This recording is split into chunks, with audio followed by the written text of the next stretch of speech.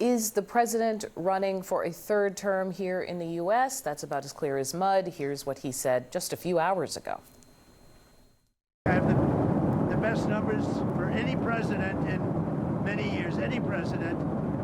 And I would say that if you read it, it's pretty clear I'm not allowed to run. It's too bad. So he knows he's not allowed, right? I think the president knows, and he and I have talked about the constrictions of the Constitution. So I don't see the path for that. And for context, the House Speaker used to be a constitutional lawyer. In the meantime, Senator Tommy Tuberville, for the record, is not. There's going to have to be an evaluation from President Trump's viewpoint to the Constitution. There will be a lot of legal aspects to it. Will it happen? It's very unlikely, but don't ever close the book on President Trump.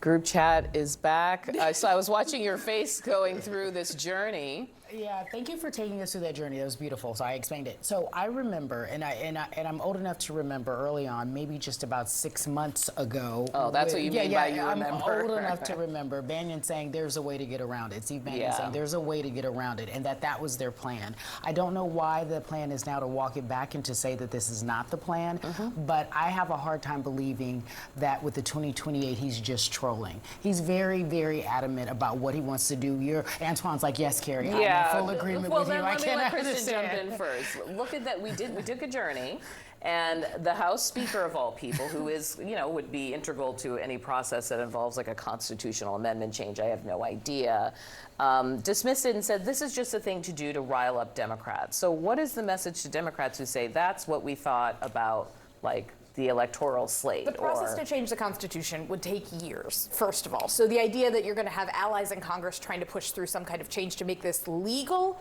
I think is not going to happen. I think the other thing that's not going to happen is I don't think he's going to run in 2028. I do think this is trolling. He's selling hats on his website. He's bragging about, this is, I think Mike Johnson in that press conference was like, it's the most popular selling hat. Like, they're doing this to stir people up. It's kind of working.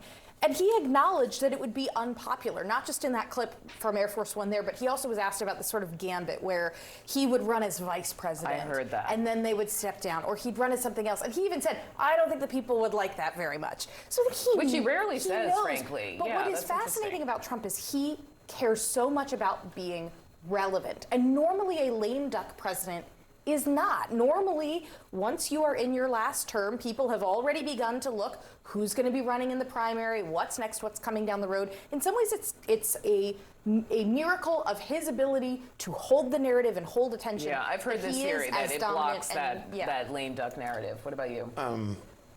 This is high-level political flirtation at its best. I think this is about power and control for Donald Trump, because he knows he is the leader of the MAGA movement, and no one could lead that movement in the way that he has. There's certainly connective tissue to Trump voters and disconnected tissue to traditional Republican voters. He knows that. And so he wants to be the person who anoints or sanctions the next leader of the Republican Party. So he's going to drag this out and drag this along. Now, here's the other thing. You cannot assume that the rule of law matters when you say the Constitution, because we've seen them buck the rule of law in many ways since Donald Trump has become president since January. And so we cannot assume anything. And then there's a school of thought in other circles that I've associated with and in is that, will we even have an election in 2028? And that's a real conversation in many places.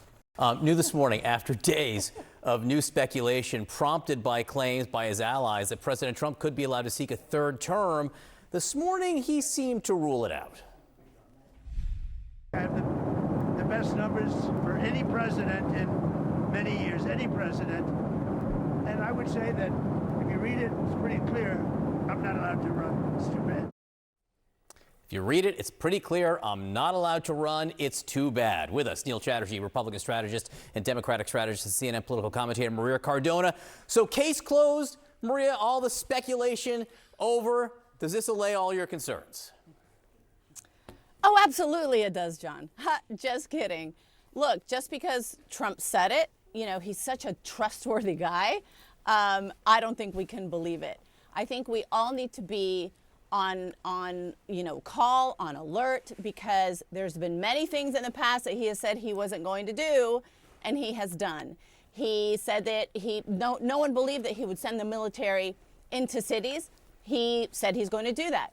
No one believed that he would try to overturn a fair and free election by getting his supporters to attack the Capitol, and it happened. So I think we all need to be on alert. Yes, obviously the Constitution is very clear that he cannot run for a third term, but we're talking about a guy who does not give a crap about the rule of law. He has, completely eviscerated norms before. He has ignored judicial things that the judges have said he needs to do. So I would not be so quick to rule it out. Democrats are going to continue to be on alert, and the American people should as well. I will say this is as far as he's gone here. This is by far the furthest he's gone out to say that he doesn't think he can do it. He said it's pretty clear. I appreciate what you're saying, Maria, but he has gone further than he has before here. And Neil, I want to take a slightly different take on this. David Urban was here yesterday, and he was speaking on TV the night before on this.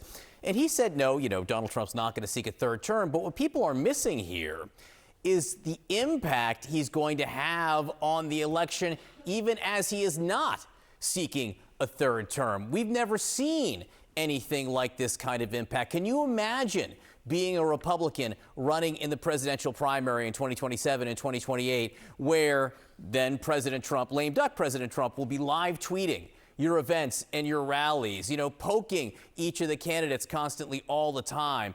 What's that going to feel like for the other Republicans running in his shadow?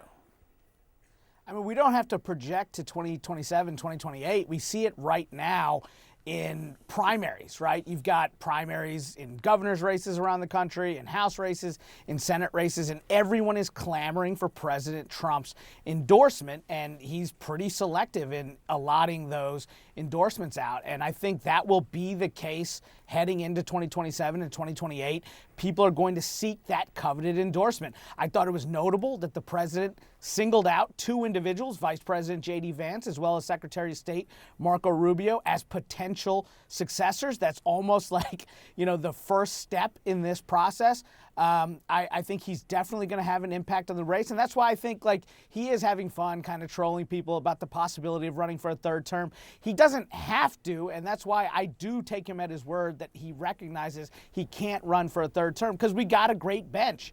Either Vice President Vance or Secretary of State Rubio or a number of other qualified Republicans are in the wings waiting to take on the mantle from the president. And so I think, Republicans remain confident, and President Trump is definitely going to have a hand in anointing his successor.